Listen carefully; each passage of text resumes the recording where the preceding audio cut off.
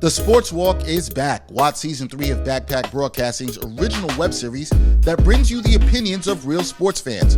The first 2 seasons and current season are available now for viewing on the Sports Walk YouTube channel and Facebook page.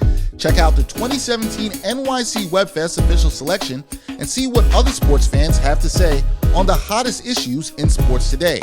It's easy, just take the Sports Walk.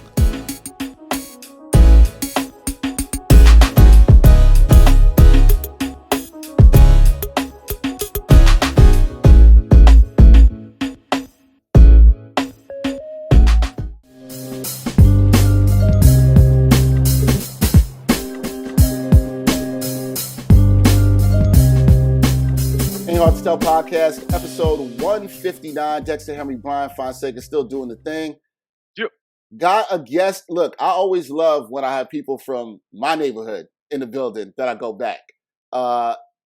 We said we were going to try to get some more people around music, around hip hop. We just had Static Select on the last episode. Now we got another producer, good friend of mine, East Flatbush native, representing like myself, producer GhostDave. Dave, what's up, man?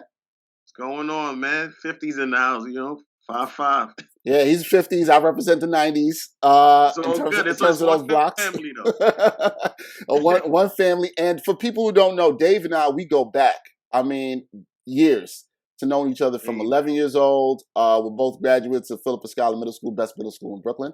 Brian's older brother also graduated there. He knows what's up. That's true. Yeah. And Dave and I, we got a lot of things in common that we're going to get into this episode. We both love hip hop, as Brian does too, and we know we both are diehard, long-suffering Knicks fans as well. So we're gonna talk a little bit about that. We're gonna have a little bit of the sports and hip hop. And Dave has been producing some of his beats and stuff. Some of the people who've been following Backpack Broadcasting or the Ain't Hard to Tell podcast, you've heard some of his beats on our commercials and different promo stuff. So you've definitely heard that. So Dave, we're gonna get into that. Brian, how are you doing? We need to let the people know that you're doing okay because you had a little bout with food poisoning this past week. And Dave, I don't know if you had food poisoning before, but of course. You've had it before? No course. Joke. It is not a game. It's probably the worst. It's one of the worst shits you can get. I mean, I can't. Literally. Yeah, literally. Well, I didn't. So for me, that part of it wasn't. Everything was out the front. Everything was out the front. Lucky you. It wasn't my experience. I would have called that luck. I felt like at one point I looked up. I was like, damn. So because look, there is no more vulnerable position that I've probably ever felt than you trying to keep everything down and you know that you can't, so you're just waiting by the toilet.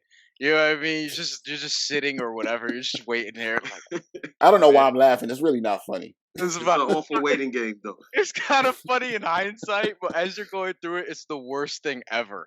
Luckily though, at 48 hours, I was good. You know what I mean? Like I was working on my stuff. I was working on other stuff. You know what I'm saying? But those first 24 hours, all I wanted to do was sleep. I was in and out of naps. I wasn't even sleeping properly. It's crazy because I slept from 11 to 3, got up and hurled again, right? Then went back to sleep from like 4 to 6. Damn. Got up and then just chilled for a little bit. And then I just took a couple naps. At one point, I fell asleep at like 4 p.m. and didn't wake up till 8:30. It was crazy. Yeah, you have like no. You all right, bro? Yeah, you good? Are you good now? You good now, right? Well, you're on this pod. You better be good because we're not trying to see you throw up on this. No, I've been good. I've been good since like Wednesday night. Wednesday night is when I was, and this was 2 days after because it all happened like Monday night into Tuesday, and Tuesday was the day I was really like messed up because it was right after. Yeah. But Wednesday night I started feeling good. I was straight.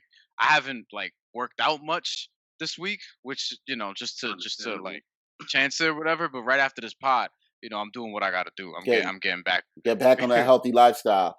No, glad you were good, bro. And everything is good. Dave, you been good? You didn't get the food poisoning bug this week? Not lately, man. But I've had it before, and it's the worst feeling. Like I remember one time I had it, and I had like a job interview like the next day. And, I don't know how I made it, but that was the longest night of my life. Hey, you made it to the job. You made it to the job interview. that night. Wait, you made it to the job interview, bro? I made it to the. And the thing is, I didn't even get the job. That's what had me tight. Yeah, I'd be like, yo, I was sick. I had no energy. I told them too. I actually called them and said, "Can I postpone it because I'm horrible right now? I'm throwing up. My stomach is bugging. Can I come back? Can we push it back a couple of days?" And I remember the lady was like, "No, because it's right around Christmas. Everybody's going on holiday break." So I was like, "All right, you know what? She's supposed to be in the giving spirit. She's supposed to give you another day." And she was like, "Nah, I'm not gonna do that." Come on. She also should not want to also get sick. You know what I mean? That's true too. Yeah. You would think, but okay, whatever. All right, enough of the sick talk. We're gonna get into some good stuff. Dave, I know, and I was talking to you about this before we started recording, but I know that you and I, and this could include Brian. Brian's younger than us, but we have very similar sounds in hip hop. Talk to the people about how you got into producing. What kind of inspired you to, do the production thing? All the way back from my parents, because my parents' record collection is crazy. So I was growing up listening to every soul record you could think of, all the break beats from the James Browns, the Parliament funk. They were playing all of that. So, and then growing up on my block, that hip hop was everything. Dex, you've been on my block before. Yeah. You know what I'm saying? Yeah. All we talk about on our block, especially them junior high school days, was Wu-Tang, Nas, Redman, Big. So growing up in that element, I always just had to feel like the beats caught my attention. So I guess sometime like my late college days, I was like, I want to take a shot at it. And you will hear records throughout the day, just random old records. Like, I really think I could flip something and make that into a beat. So my early beats were horrible, but as you go on, you start picking up and like, all right, I think I figured this out. And then luckily I knew the right people that rhymed around me, and some dudes made beats, and I learned and sat back and just picked my parts. I mean. Yeah, you've been going at this for quite some time, because I'm really trying to think about it too. It's pretty much as long as I've been doing stuff independently with Backpack. So we're kind of on that same trajectory, probably like about 10 years that we've been doing this. Now, who were some of the influences for you early on in terms of production? What we're growing up in the early 90s and hearing certain stuff around you in terms of producers, who were some of those influences for you? DJ Premier, top of the list. Definitely, gotta be. Right? Maybe tied with him. Probably tied with him is RZA. Primo, RZA, Pete Rock, of course. Beat Miners. I'm a huge Duck Down fan. Smith and Wesson, OGC, Helter Skelter, like huge. So that Duck Down sound I was big into. And then Dr. Dre, because I was definitely, Chronic was hitting. So that was like early on. And then as I got older, Just Blaze and Alchemist took the reins from there, and I was hooked. And I'm bugging too, Jay Dilla, because that whole De La Soul sound and Stakes is High album and the work he's putting in on that was ridiculous. Yeah, definitely, no doubt. I'm glad that the pocket for that sound grew too, because I remember a time when I was a teenager, this is when a lot of the shit that was popping was like Lil Wayne and that sort of sound, and everybody trying to start that melodic wave or whatever. And I remember searching for a lot of the underground hip hop that sounded like the sound that we're talking about, like people of the DJ Premier Childs and things like that, like the children of that sound. And I remember it being a struggle to find that even then. Now, I guess Griselda's kind of the face of this wave right now, right? Of course.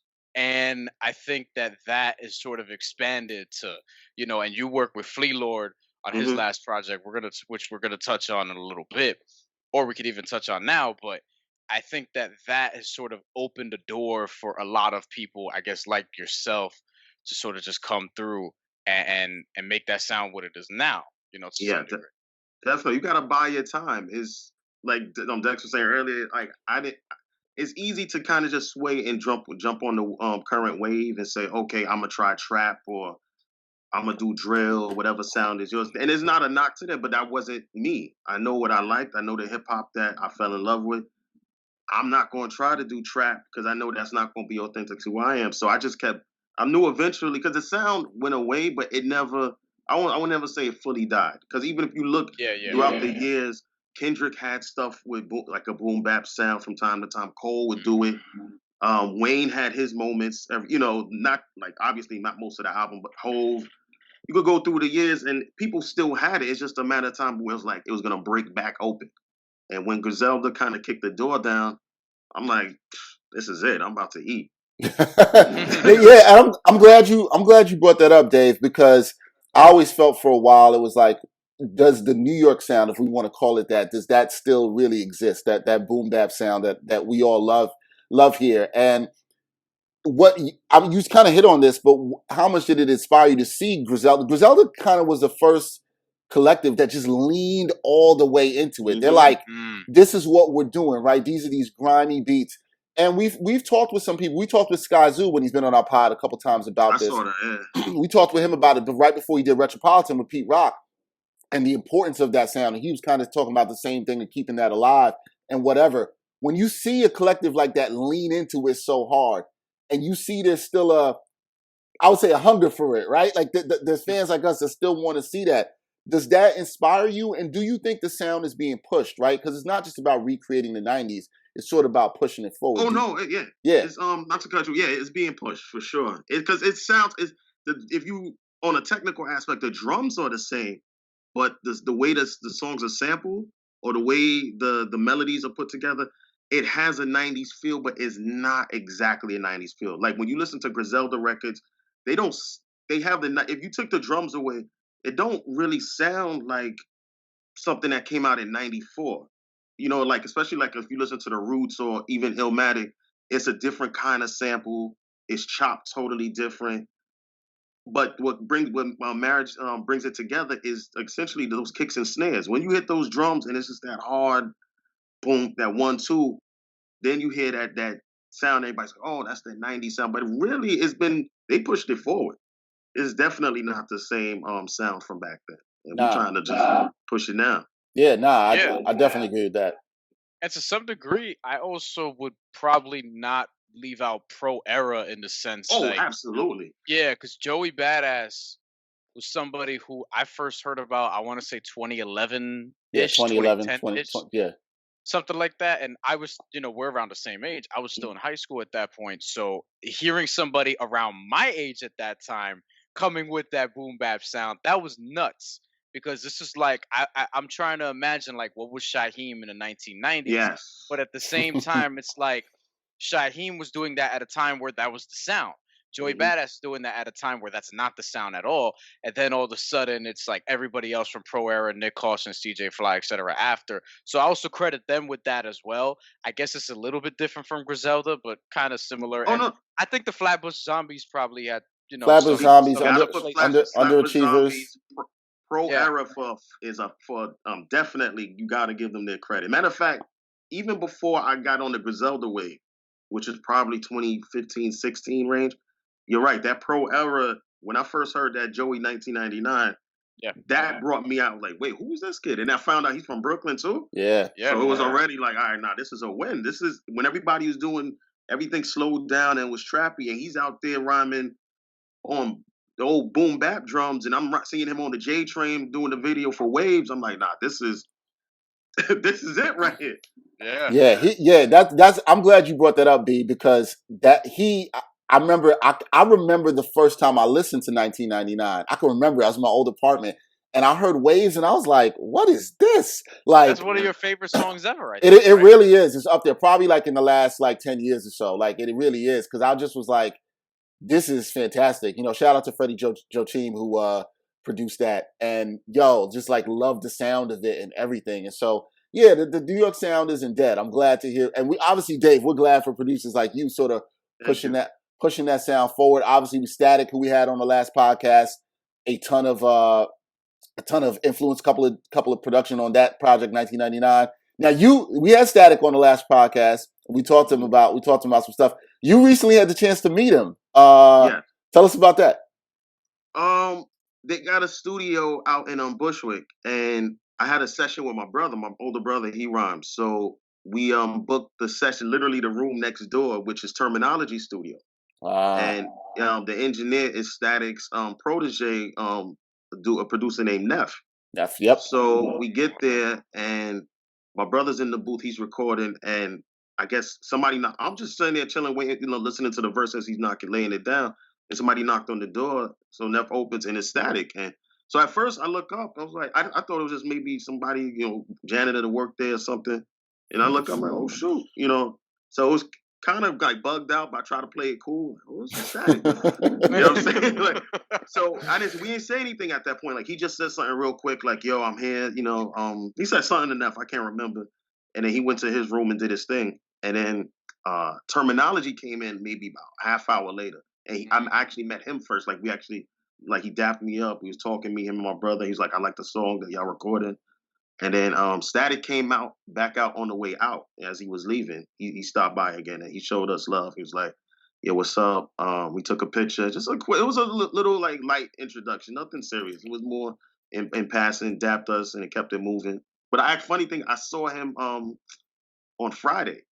Again, because another dude of mine that's recording on one of my tracks, my man Sham, he was recording a session at that same studio, and Static was in there again. Same kind of situation where he's recording, you could hear music in the next room. Yeah. So, but he came in for a second and he dapped us up, said, "What up?" That's what's up. And just kept it moving. Static's cool, really good. I told you the story about I met him. I'll tell the story in the podcast. Brian knows the story, and I told you this before, Dave. But the first time I didn't say it on the last podcast, but I told Static it.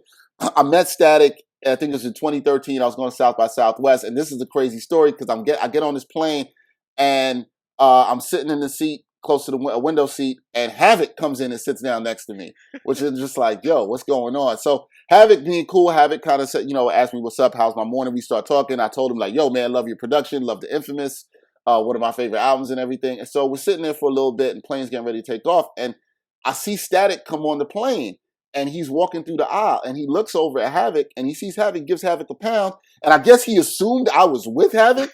So he gave me £1. And I was just like, all right, well, like, I was like, what's up, Stat? I'll take those. Yeah, I'll take those. So that was my story of me and Stat. Not as interesting as Dave, but yeah, it was my story of me and Stat. No, but it's just funny just to assume like your Havoc's like maybe his cousin, his bodyguard or some shit. Yeah. Havoc's a short dude. He's like my height probably. You're 6'2". You know what I'm saying? Yeah. So like it's not a bad assumption is what I'm kind of Nah, it isn't. He's like, oh, it's another black dude next to him that's a little taller. Yeah, I can see that. I can see that. Actually, man, I got to meet Havoc a few weeks, let's say a month ago. Oh, word. I had the same reaction that you had. Yeah, it's look, man, it's as fans of hip hop like we all are, it is crazy if you get to meet some of the people you look at as legends or you like their work in person. It's insane. Or you get to connect with them like we had Static on the podcast, no matter what. It's always dope to have those opportunities. You know what I mean? So Dave, just to talk a little about music in the climate right now, beside what you're making, what do you think about where hip hop is now? You'll still get a lot of people that's like, man, hip hop is dead. Oh, lyricism is dead. Real beats are dead. You get and look, let's keep it a buck. There's people from our generation that'll say that. I do not subscribe to that. I do not agree with any of that. Not even close. What do you say?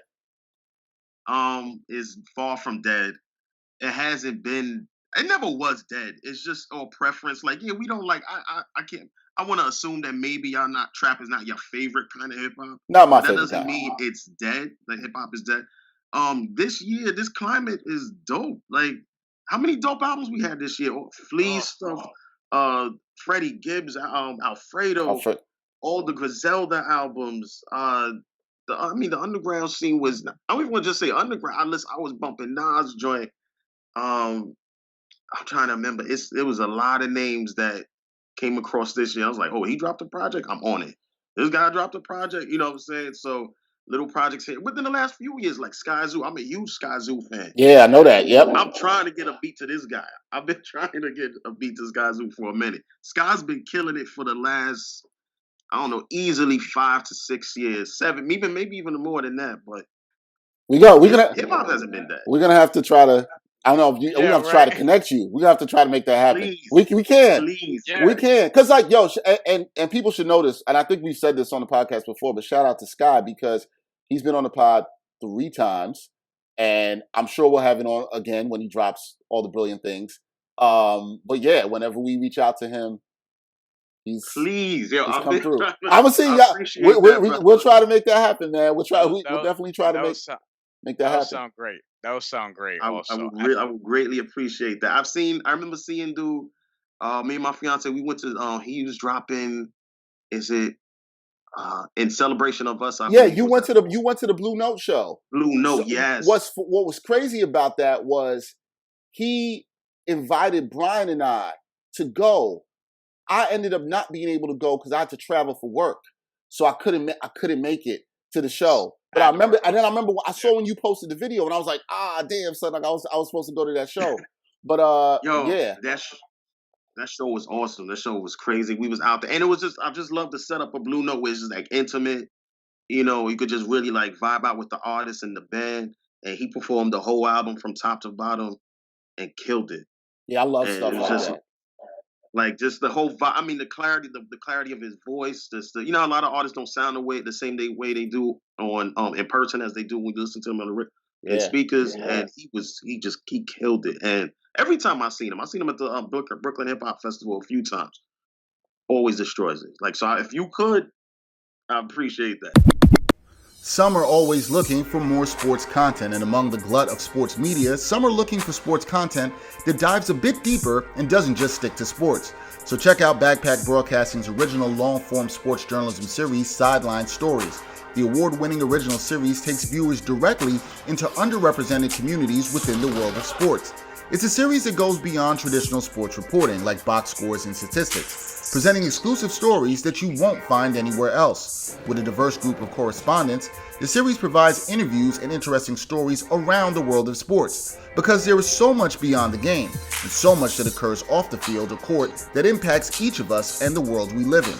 Giving a voice to athletes, coaches, fans, and everyone involved in athletics, Sideline Stories looks to push sports storytelling further than ever before. It's a winner of the 2020 Independent Shorts Awards, and all episodes of Sideline Stories are available for viewing today on Backpack Broadcasting's YouTube channel and Facebook page. Yeah. Brian's going to be interested in this next thing that I'm going to bring up, because so in our next couple of episodes, Dave, we are going to be doing, we've done this the last couple of years, our hip hop awards of the year. So we're going to ask you for a preview from you. What is your album of the year? We're not going to say ours because we're going to hold it, but what's your album of the year this year? I'm biased though because I'm part of an album that I love, so I'm biased to Flea's No More Humble Fashion. Taking my bias out of it, prior to that, I'm supposed to put it like this. Prior to that album dropping, for me, it was Alfredo. Okay. Alfredo. It was hard because this year had some doozies. Like, I was huge on Nas's album. I was a big fan of West Side's Pray for Paris. Yeah. So between Pray for Paris, No More Humble Fashion, Alfredo, and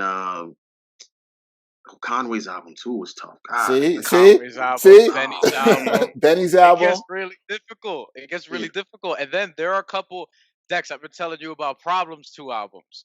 So Problem, for people who don't know, listening to the podcast, is a West Coast artist. He dropped Coffee and Kush Volume 1, Coffee and Kush Volume 2. Freddie Gibbs is actually on Volume 2. And I heard that track. Both of those albums, I'm not going to say whether or not they rank in, I think we're doing top 10 this year. I'm not going to go that. I'm not going to go as far as to say whether or not, because I don't want to spoil it. I will say that both of those albums were 2 of the better albums I heard this year. Okay. What's his name? Problems? His name is just Problem. Period. He's a West Coast artist, a known West Coast artist. He worked with like Nipsey Hussle, like that whole scene over there and stuff like that. Like he's not a nobody necessarily. He's just a little more underground. But he's a dude that, like, it surprised me because I went to hear the album not thinking it was gonna be like, I liked it a lot more than I thought I was going to, and that's no disrespect to Problem. That's the best feeling. But I was just like, whoa, like, but that's to say, I've had albums like that this year probably more than recent years. CJ Fly's album kind of snuck up on me, and Static Selector produced the whole thing. And when I heard it, there are a lot of songs that I liked on it, and a lot of songs that I ended up keeping. A lot of people would say Run the Jewels album is probably like in the top. That's another one. Yeah. You know what I mean?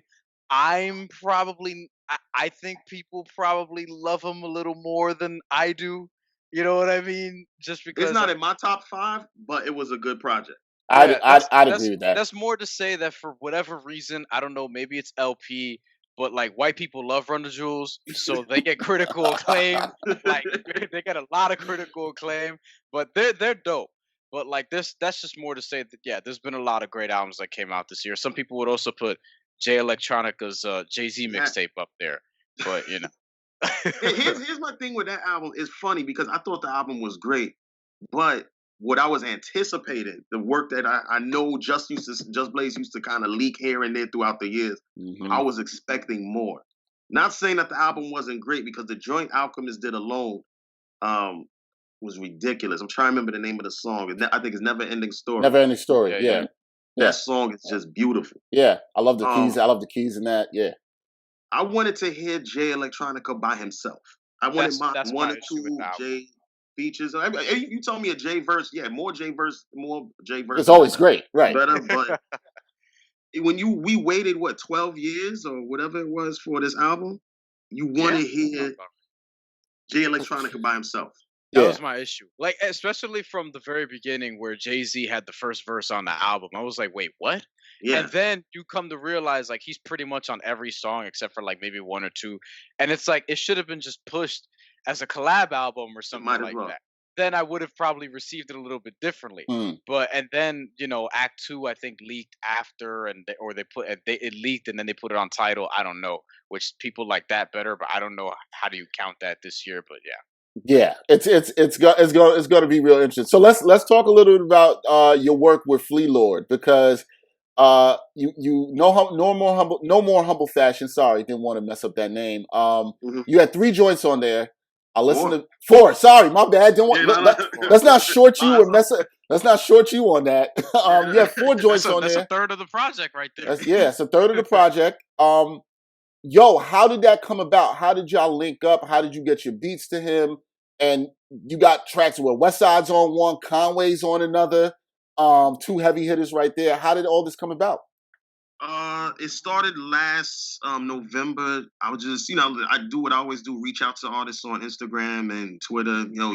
Can I send you beats, whatever? And just so happens his engineer hit me back and said, yo, here's our he DM'd me his email. So I was like, all right, I'm gonna send him a light pack, send him like 3 joints to see if I get lucky.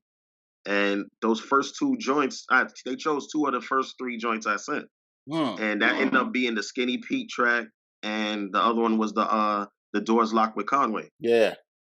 So right out the gate, it was like, okay, we're on to something here.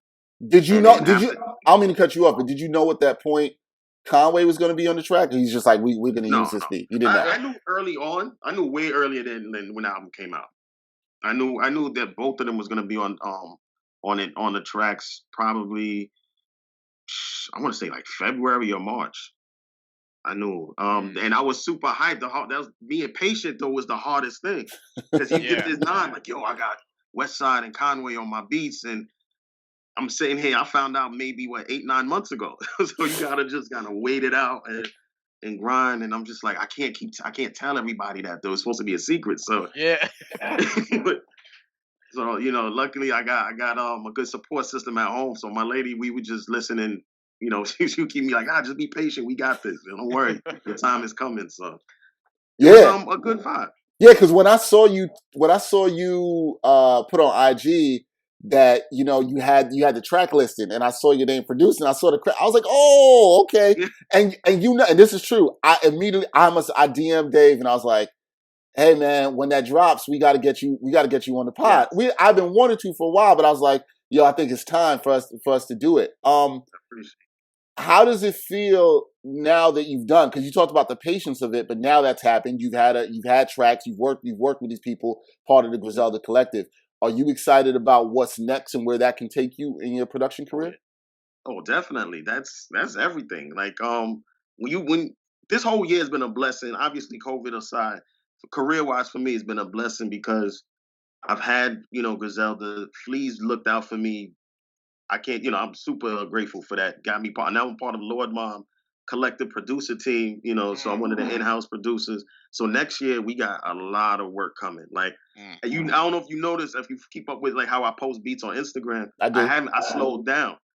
But that doesn't mean I slowed down making the beats. It's just that the beat to go into other artists now. They got homes now. Yeah, they got homes now. You know what I'm saying? So it's not like usually my whole point was to put them up there was just showcase what I could do, and also if I could just get somebody to hit me up and try to hop on a beat. But I got a lot of work coming next year. So Lord Mob stuff, compilation. Then there's like albums following that part of the team. Then I got stuff with other artists outside of Lord Mob. So I'm super excited right now to keep it moving. And that's important too, because we were just talking about like collectives and groups and all that stuff. Like it's important because it inserts you into that space, right? So it's like if you're working with Flea Lord, you could work with, all these other people who were on West Side Gun's last album, perhaps, and it just builds and builds from there. You know what I mean? Yeah, it's I'm having fun right now. Let's put it like that. Like just between the DMs I'm getting, the email, the text, the phone calls. This year I got to meet Conway. I got to in person. I never met Westside in person, but I got to speak to him on the phone. So these are like openings that I never had. Like Flea would FaceTime me. Finally, COVID slowed things down, but finally I got to meet Flea and we chopped it up. And every time we hung out, good vibes, shows love. Salute to the whole team, and it's a beautiful thing. So I'm super excited. I'm having a lot of fun right now, and just wait till next year. I promise you. Yeah, I believe it. And what's crazy with you slowing down is like now I'm like, damn, that's how I get to hear Dave's beats. He put something up on the IG, and I would be like, hey, yo, man, I need that. Like, let me get that. Now I'm gonna have to like hit Dave and be like, yo, could you let me listen to some stuff that you might have released on the secret? I might slide you some speaks.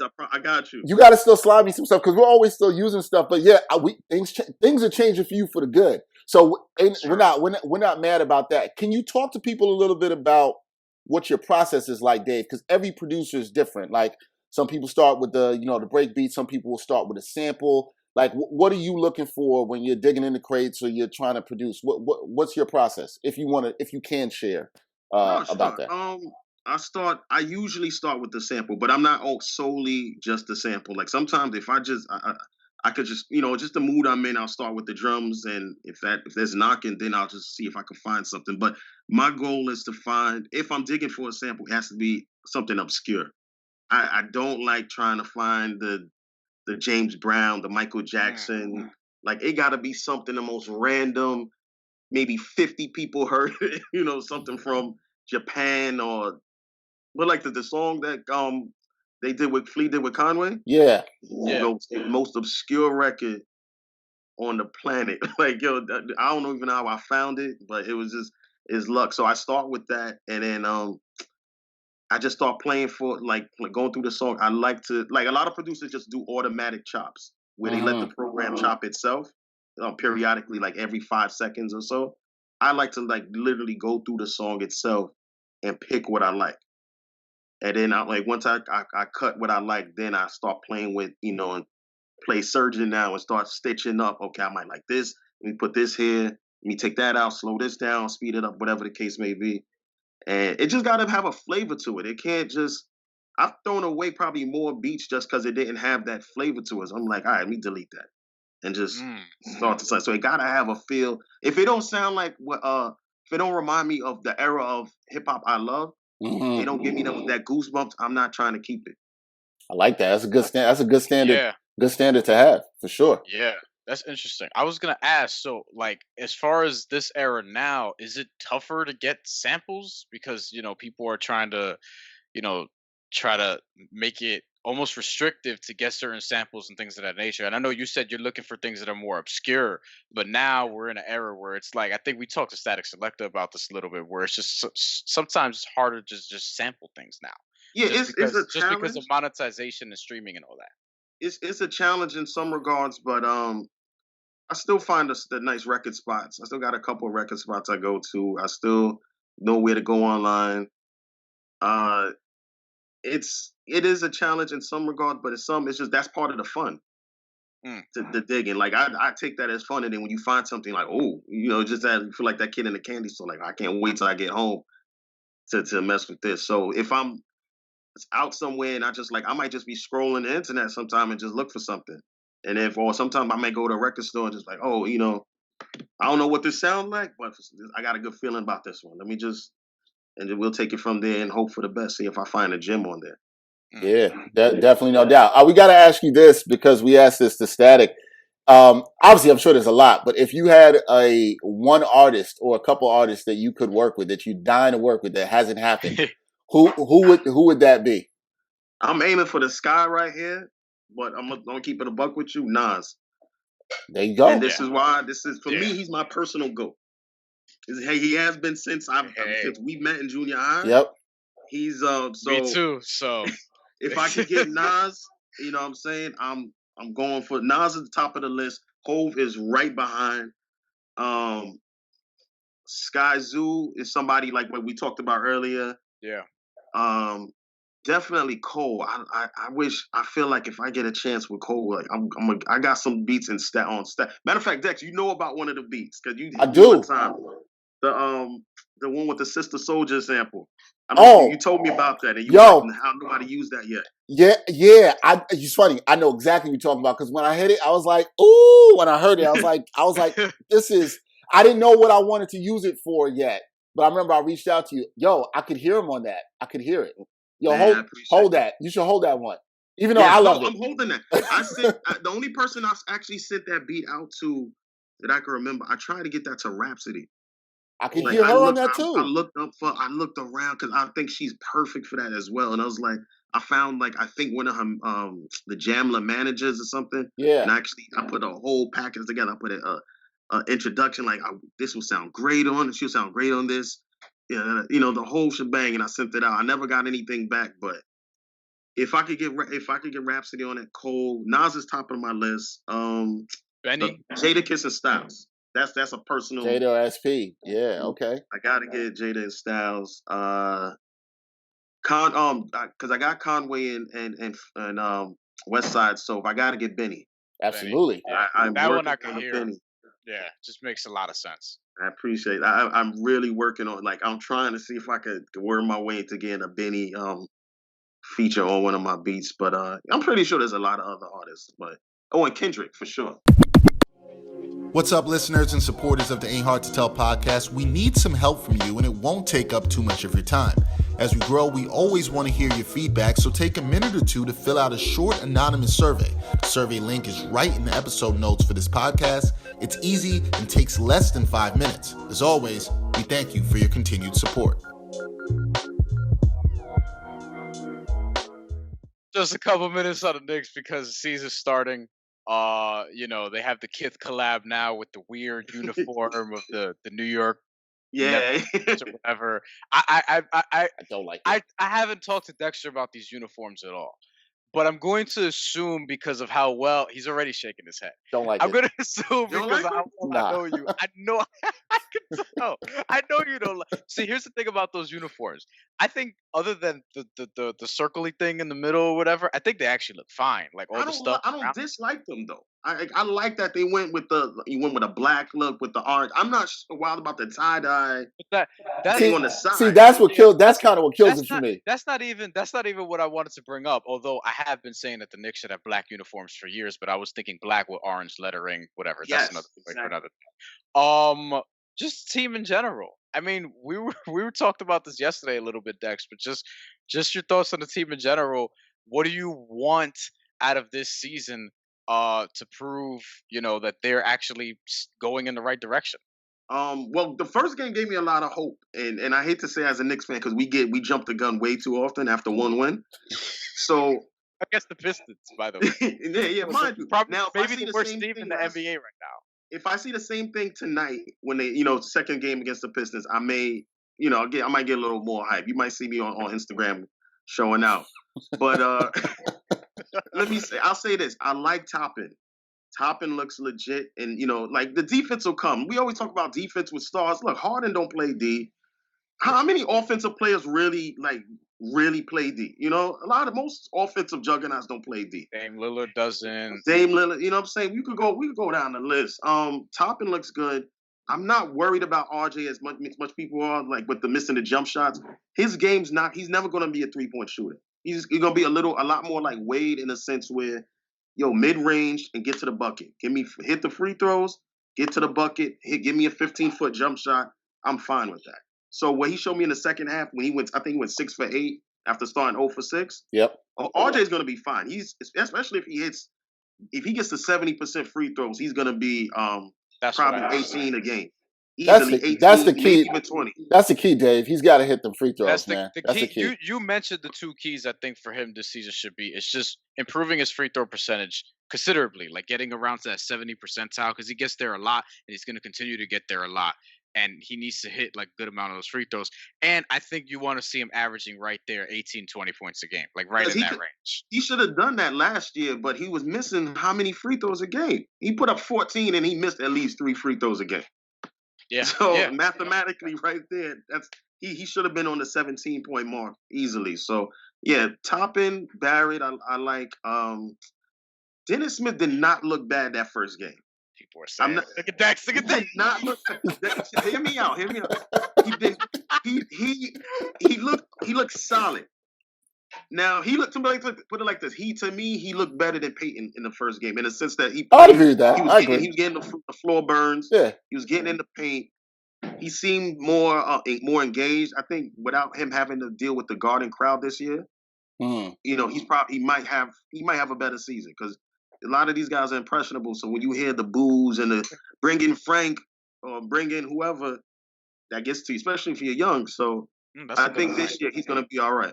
That was a good point I hadn't considered. I hadn't actually thought. So did you like the Toppin pick, Dave? I did not talk to you about right that. off the game. Off the bat, you liked it. Okay, so I wanted him to get a point guard, but I have warmed more up to the pick, and I did like what you saw of him in the first preseason game. I thought he played under control.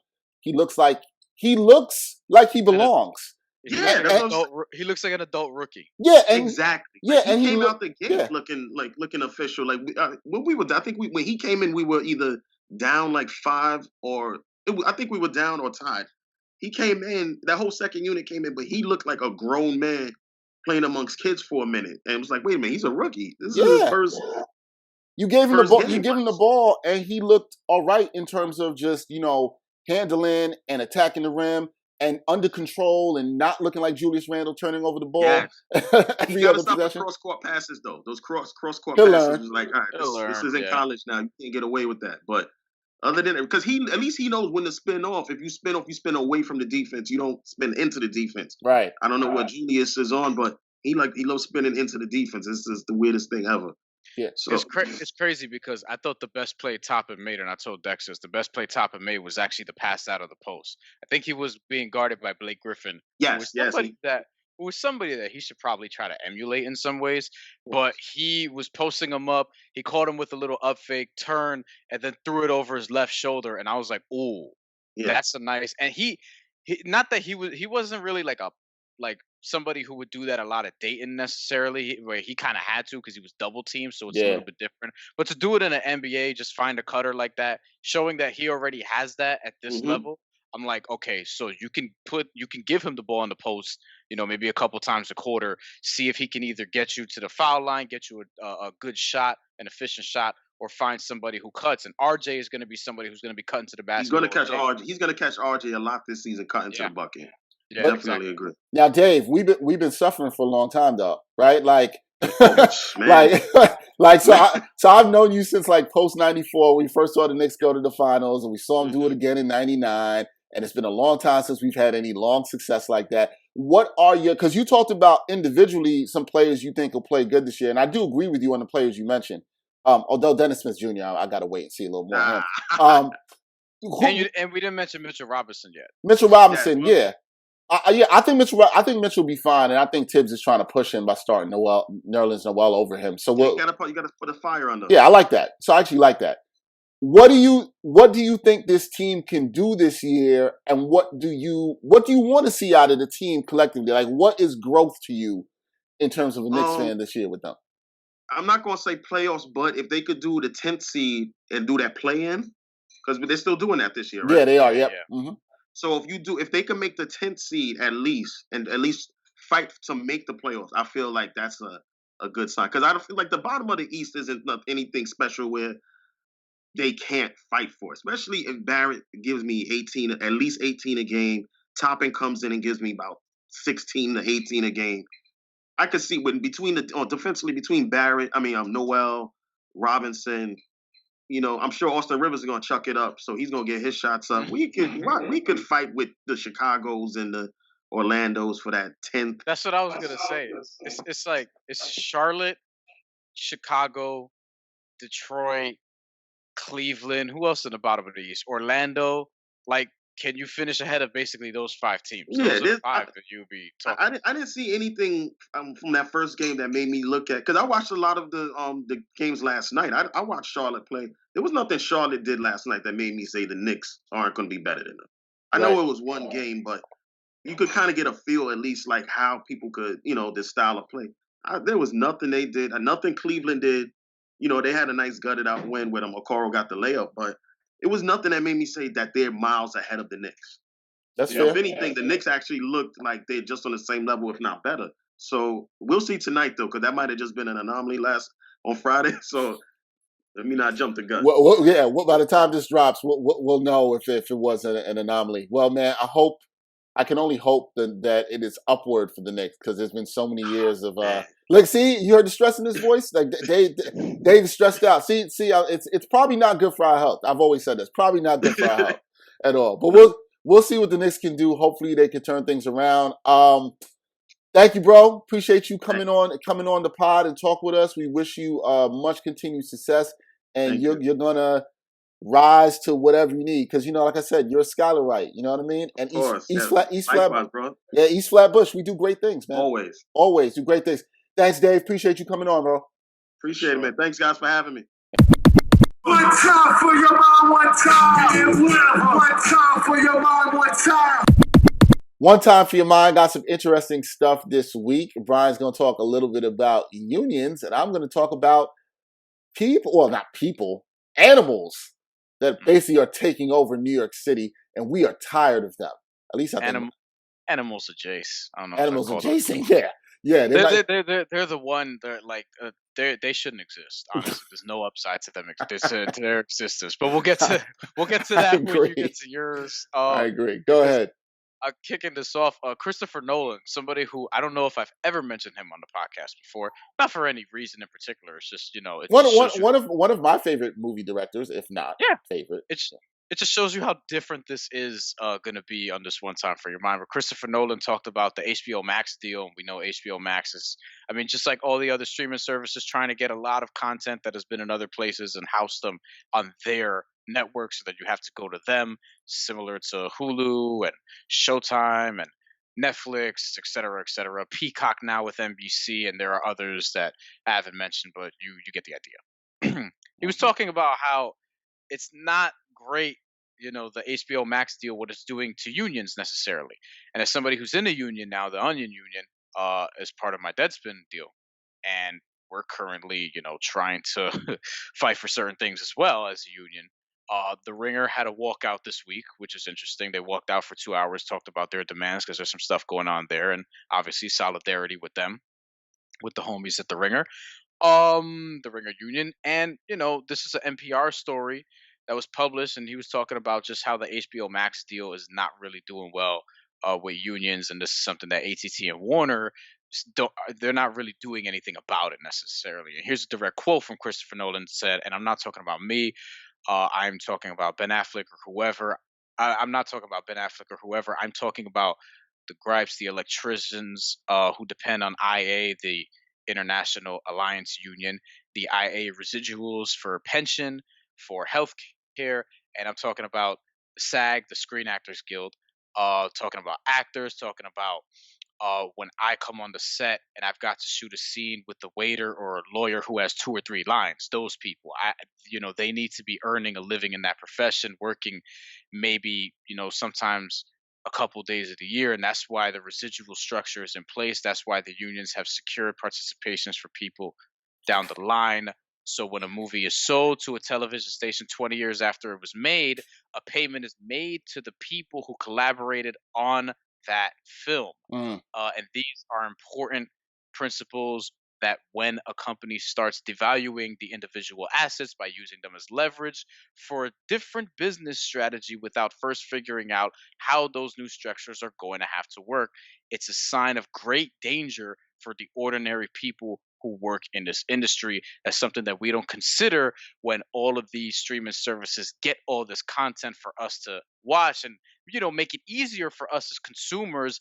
But as it makes it easier for us, there's always people getting fucked somewhere along the line. That's why we have unions in place to help fight for this stuff. And, these super contracts that are above our heads don't really help in that way. And, it just speaks to the imbalance of where everything is as far as union, as far as, people at the top of the company, and just that divide in a whole lot of different ways, not just monetarily. Yeah, I think that there's an interesting thing, right? Like the streaming services aren't going anywhere, but I think that we have to start thinking about who continues to make the money off of TV show or movie after that, right? Does the electrician on that, does the person that did some of the shooting on that movie, the lighting techs, should those people get residuals for things that are sort of, even for movies, it's not really syndication, but they're still available. But maybe we should start thinking about it like that. Maybe we have to start thinking about everything that gets placed on a streaming service as sort of syndication. It shouldn't just be, Warner Brothers or whatever production company or Paramount or whoever, that they're the only ones that get the check, the people at the top. But the people who actually worked in that, yeah, I think they should see some residuals off of that. I absolutely think they should in some kind of way.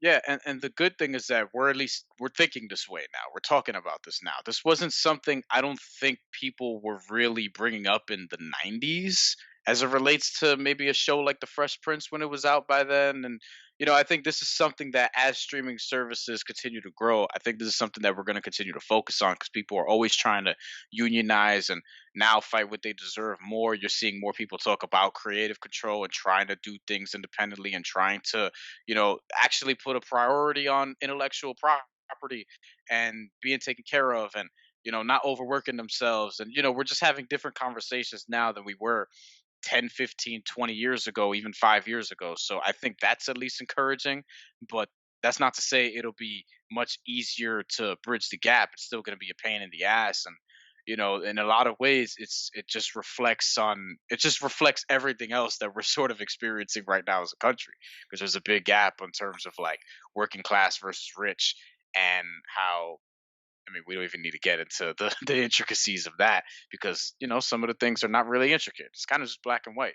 It really is. I mean, the thing well, not the thing, but I agree with a bunch of what Nolan's saying. But what I do agree is like as things move towards more things are streaming, we have to think about things. He makes a great point. We do a lot of things where it's just like, oh, we've got this great new thing, but we're not thinking about how it works and who it affects.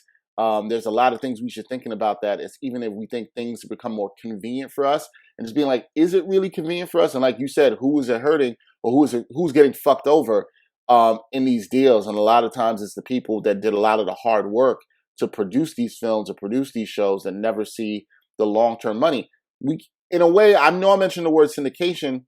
We can't look at things as syndication in the same way anymore because, of course, if you had a successful sitcom, you mentioned The Fresh Prince, you wanted, or, Seinfeld, whoever, it doesn't matter.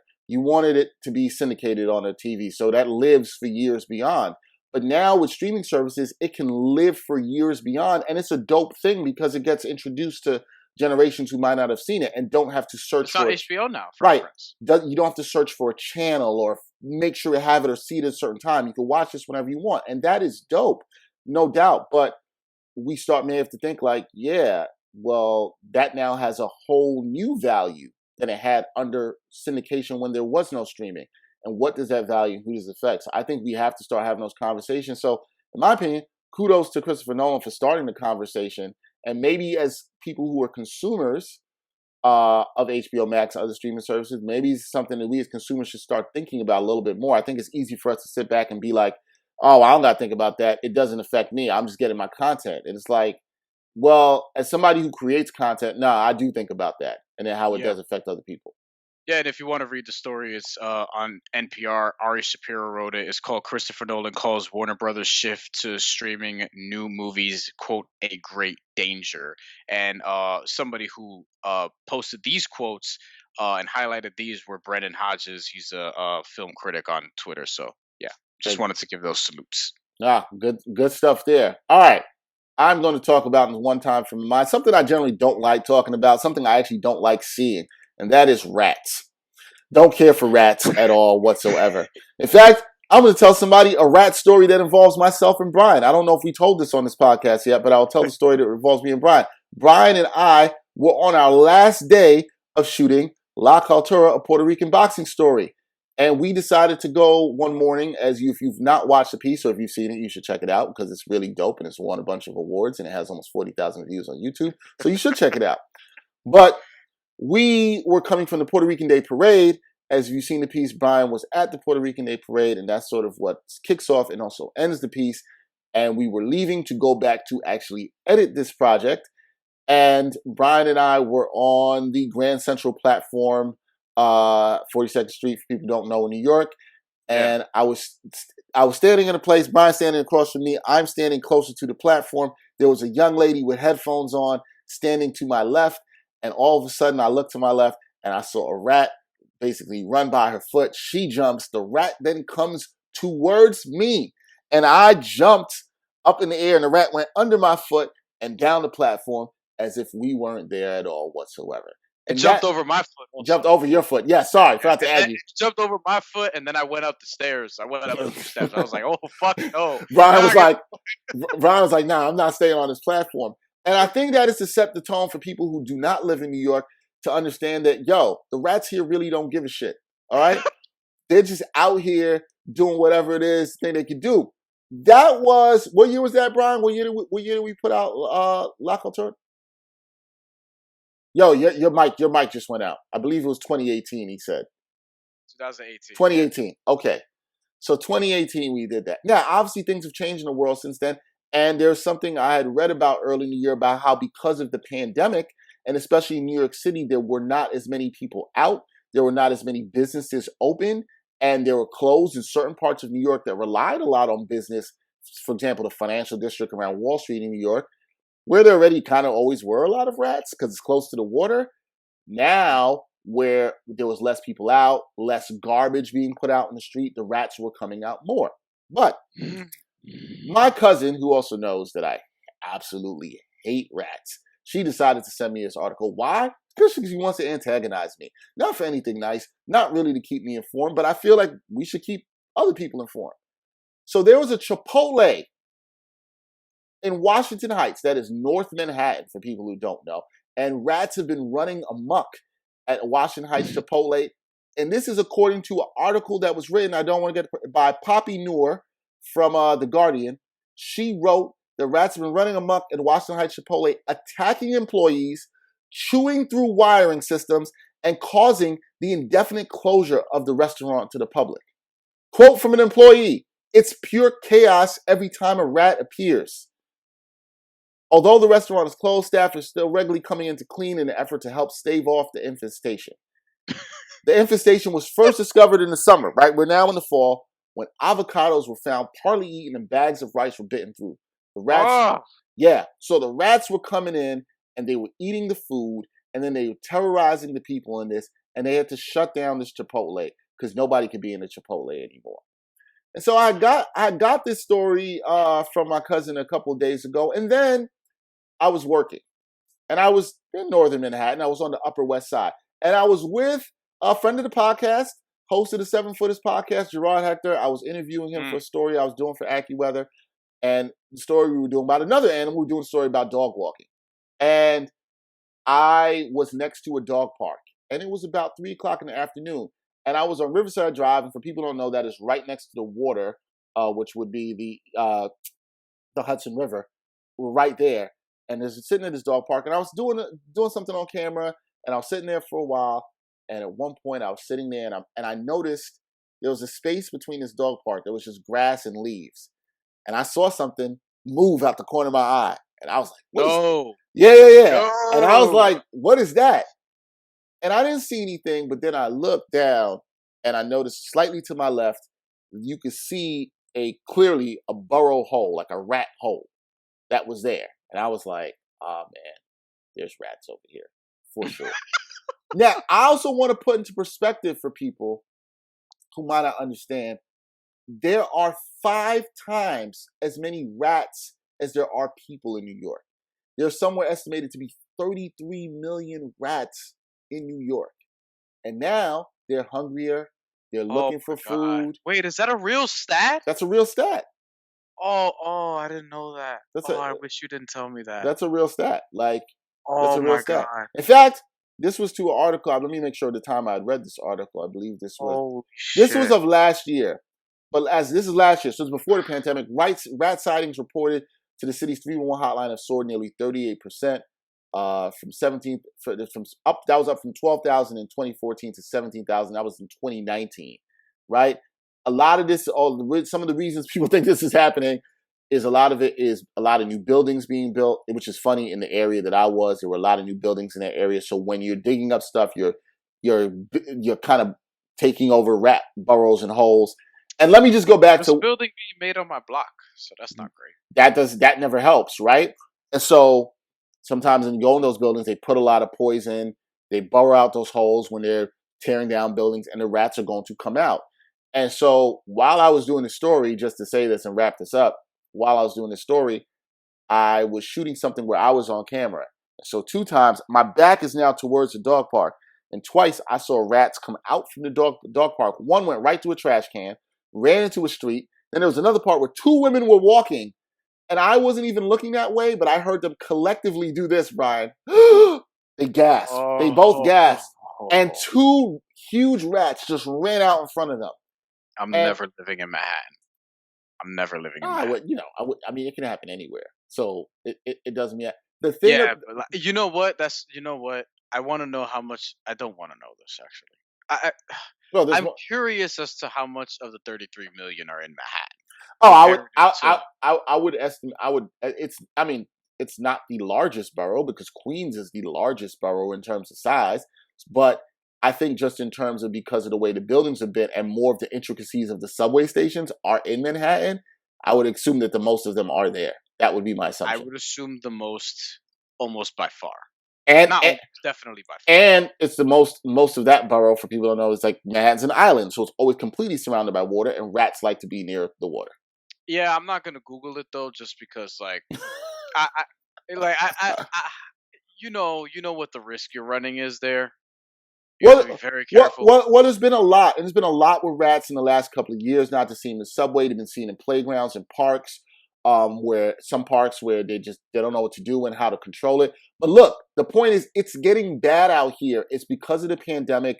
People aren't out as much. These rats are basically looking for food, right? The pandemic's affected them too. They are out here desperately looking for food. Fuck them. Let them die. Yo, but here's the thing, Brian. I'm kind of with you. They serve no purpose. We don't need them. None. But it's too hard to get rid of them. There's more of them than there are of us. And they're getting more confident each day. Yo, I think... I got nothing to say to that. Are the rats planning the revolution? I don't want to know. Like, they're scared. They're still scared of people. But because of the lack amount of people and just how things have changed in New York in the last couple of months, they're clearly becoming more bold. They're out in broad daylight. Remember, rats and mice are nocturnal animals. When they start coming out in the daylight, that means they're comfortable. They're also a little bit desperate, but they're comfortable. And so that's why I saw a rat at 3 in the afternoon. They're at the end of the line. So. Maybe, but they're coming out strong, and it doesn't look like it. And so look, if you see these rats, you don't like these rats, we need to come up with a plan to get rid of these guys. I don't know what that plan is. I don't know how to do it. There's way too much tunnels and underground space in New York City. It's just way too much. And I don't know how it's going to happen. I haven't been on a train since like February.